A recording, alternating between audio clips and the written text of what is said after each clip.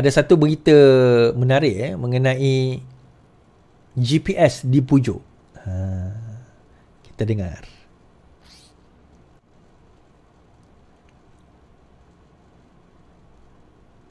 Memang benar terdapat usaha memujuk gabungan. Sekejap tuan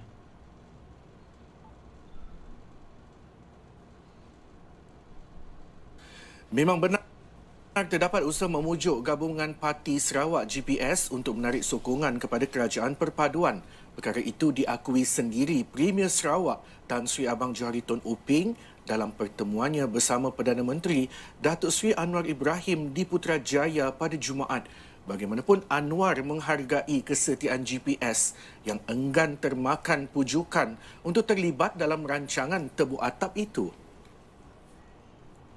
Beliau bukan saja sekadar mengulangi pendirian yang tegas yang tidak betul langsung bahawa Kerajaan Perpaduan kekal sehingga pilihan raya umum akan datang, tetapi beliau juga menyampaikan beberapa percubaan yang agak desperate oleh kalangan lain yang cuba memberi perlakuan dan memujuk beliau dan GPS, dan beliau menolak dengan tegas. Jadi katanya dalam beberapa pertemuan terakhir bila ada percubaan itu, beliau secara konsisten menolak dengan tegas bahawa tidak akan melayani sebarang perbincangan untuk meretakkan hubungan negeri Sarawak dan Persekutuan. Jelas Anwar. Okey. So daripada kenyataan itu tadi, jelas bahawa memang ada usaha tebuk atap. Bahawa ini ada orang hantar gambar, dia kata Anwar Ibrahim telah membelanjakan 600 juta untuk membayar ahli parlimen supaya jangan lompat. Sebenarnya tuan-tuan, kalau nak cerita, yang membelanjakan 100 juta ni buat apa Anwar Ibrahim?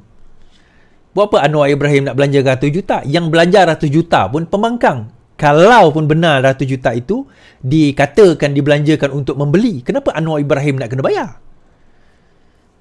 Kan? Apa alasan, macam saya kata, apa alasan GPS nak pergi sokong Perikatan Nasional? PAS terutamanya.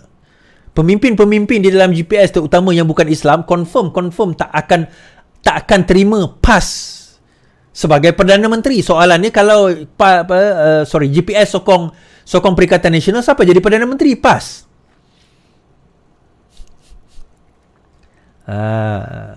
Jadi usaha untuk tebuk atap ni sebenarnya ada. Memang berlaku. Dan saya dah nyatakan sebelum ini, usaha untuk menjatuhkan kerajaan itu sentiasa konstan. Abang Johari sendiri menyatakan bahawa usaha untuk menarik GPS keluar dan menyokong Perikatan Nasional itu ada. Cuma timbul isu ialah bagaimana nak membentuk kerajaan sekiranya GPS GRS sahaja yang melompat. Sekiranya GPS dan GRS sahaja yang melompat. Kerana masih tidak cukup. Jumlah itu masih tidak cukup. Soalan seterusnya, siapa yang akan jadi Perdana Menteri? Soalan seterusnya, siapa yang bakal jadi Perdana Menteri kalau sekiranya perkara itu berlaku? Adakah Perdana Menteri itu datang daripada PAS ataupun Perdana Menteri itu datang daripada Bersatu? PAS nampaknya beria-ia meletakkan dan dah menolak nama Dr. Sam, dan itu antara sebab kenapa Dr. Sam diletak bertanding di Kemaman. Samsuri diletak bertanding di Kemaman memang atas usaha itu. Cuma sekarang ini, tuan-tuan, bila semalam bangunan Ilham disita, dia bukan tak signifikan cerita tu. Ada dalam satu WhatsApp group geng-geng Papa Gomo. Ilham Center, itu bukan Ilham Center, bye. Bangang tahulah bodoh tu percuma, tapi janganlah sapu semua kan. Jawatan penasihat Mat Sabu serah pada Jawatankuasa Pimpinan Amanah. Presiden Amanah Muhammad Sabu menyerahkan kepada Barisan Jawatankuasa Pembinaan Nasional yang dipilih esok berhubung jika mahu mewujudkan jawatan penasihat untuk bekas Presiden jika parti itu memilih ketua yang baru. Muhammad juga mengulangi pendirian mengenai jawatan Presiden dan menyatakan sediaannya untuk menerima mana-mana individu yang akan dipilih selain dirinya. Perkara itu serah kepada 27 AJK. Kita tiada camp. Kalau pilih siapa pun, insya-Allah semua ahli akan terima dan terus bekerja di bawah pasukan dipilih untuk diumumkan petang esok, katanya dalam sidang konvensyen Amanah di Kelang, Selangor. Hari itu timbul satu persoalan, sama ada reshuffle kabinet ni akan menunggu sehingga habis pemilihan Amanah Tapi nampak gayanya taklah. Nampak gayanya pemilihan amanah ini telah selesai, belum selesai, tetapi reshuffle kabinet itu telah berlaku. Now, yang menariknya adalah berkemungkinan besar ni macam ni.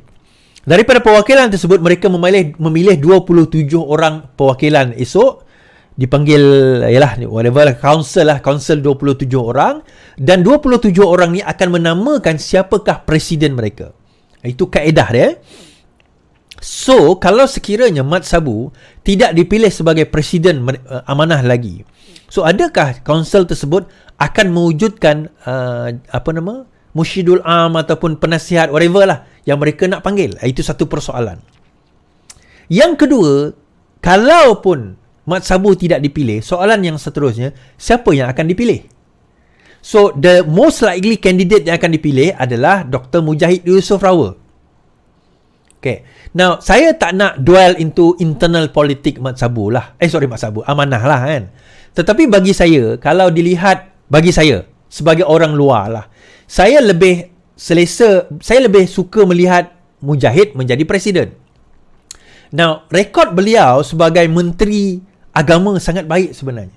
Dan kelebihan Dr. Mujahid ni, dia ada pemikiran untuk nak growkan. Contoh masa dia jadi menteri agama dahulu, bagaimana dia melihat bagaimana nak menyelamatkan tabung haji pada ketika itu. So itu adalah satu exercise yang sangat menarik dan beliau melakukannya dengan baik.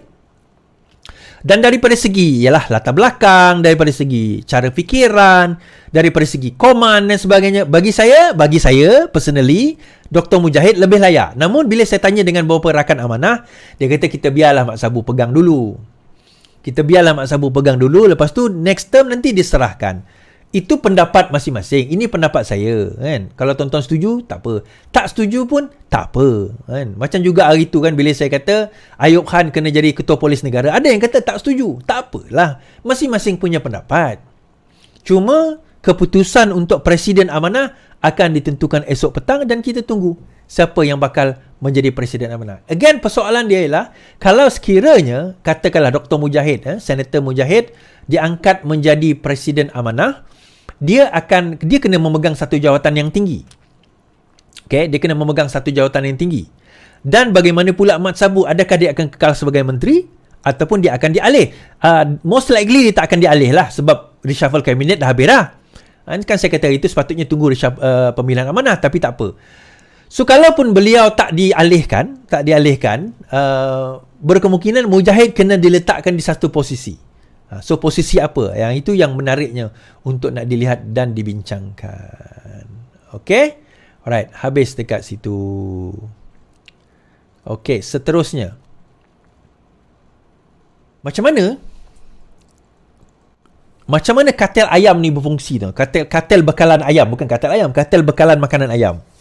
Nah, kalau dalam siapa yang belajar ekonomi kan, dia ada satu istilah dinamakan oligopoli. Dia ada satu monopoli, dia satu oligopoli. Oligopoli ni adalah apabila pembekal kepada bahan-bahan tersebut hanya beberapa company atau beberapa individu saja. Okey, di dalam market, di dalam pasaran, hanya beberapa individu yang memekalkan produk tersebut, maka sistem itu ataupun keadaan itu dipanggil sebagai oligopoli.